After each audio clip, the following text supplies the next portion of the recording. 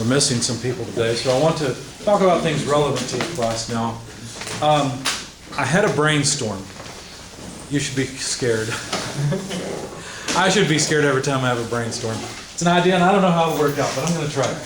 You know how last time with the exam, yes, we got to have an exam coming up, by the way. With the last exam, I gave you an opportunity for extra credit after the test.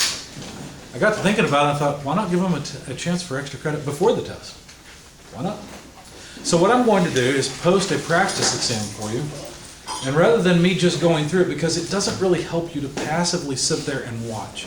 If that's how you're going through the homework, you're just passively watching a video and copying things down, and that's a little bit of help, but it's not that much. You need to think about the concepts and try to apply them and have questions in your mind, because what that does is it clarifies your understanding of the concepts. You're lifting the weights, practicing for the competition, okay? You need to lift the weights. So what I think I'll do is, as I said, I'll post a practice exam for you, but I don't plan to just solve it all for you. I plan for you to solve it, and then we will review it. So I've got to post it this evening. Work on it as much as you can between now and next class. And next class we will completely focus on preparation for the exam. So we need to have an exam. I would suggest, unless there's a dire reason not to, let's have an exam a week from today. We'd cover all of what we've done so far, including chapter 5. Okay? If there are any major problems with that, let me know. I'm not, well, I might be evil, I don't know. I don't try to be evil, how's that? What else? There was something, well, it'll come to me later. What is the exam? The exam, a week from today. We do have to press forward with more material, so we will continue. However, I have one more example problem to work from chapter 5 for you. I did come in over the weekend and record all of the homework solutions to chapter 5, so they are now available. If you haven't checked, I made those videos. I think most of the answers are right, so it's a good thing. My answer did disagree with one answer in the book, but I think the book's wrong on that one. I don't think I mentioned it in the video though. What else? Yeah, so the idea is that the credit for the extra exam, how will it be evaluated? Well, it'll be evaluated, Mr. Roberts, welcome. It'll be evaluated based on how much effort you put into it. If I just see a couple of equations on each problem and you've kind of copied from what I did in class, you won't get much credit. But if you give it a good shot, if you really try hard and do your best to get answers on all of the questions on the practice test, then you'll get 10 points of extra credit, okay? Is that enough, or should I make it 20? What do you think? 20? How many people want 20? I'm going to look at it with more detail. Still want 20? How many people want 10 instead? 20. 20 is good.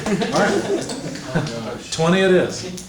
So what that means is I need to get it posted so you got some time to look at it. I don't mind if you work with somebody else on this. That's okay. However, your test needs to be in your own handwriting, okay? If you disagree with your friend, or maybe your enemy, I don't know, maybe you study with people that you don't care for, whatever. If you disagree with the person you're studying with, write down what you think, unless you can convince them otherwise. One of the reasons for studying with other people is you will end up disagreeing on something, and you can discuss it and say, well, he said this, or it worked this way in this problem, and you can learn something in that process. Okay? So feel free to do that. However, make sure that your work is your own, and write down what you really think, because I'm not giving credit for right answers. I'm giving credit based on how much work I think you put into it. I will also give credit for neatness. This is a big problem. Now, I'm not trying to get onto you guys. This is the pot calling the kettle black. Okay, I am messy. It's one of my downfalls. I'm not organized and I'm messy. That's why I'm so glad to have Brightspace, because it keeps everything organized for me, which is a huge help. But I want to help you overcome that, and one area you can improve on, many of you can improve on quite a lot, is how neat your work is. If you start working over here and then you go over here and then you jump here and there, good luck following your train of thought. Yeah, I know, me too. Sometimes you're working and you realize you've made a mistake. Don't be afraid to go back and change things. But one thing I recommend, leave some space between your work so that when you go back, instead of taking the time to erase, put a line through it and write what you think instead beneath it.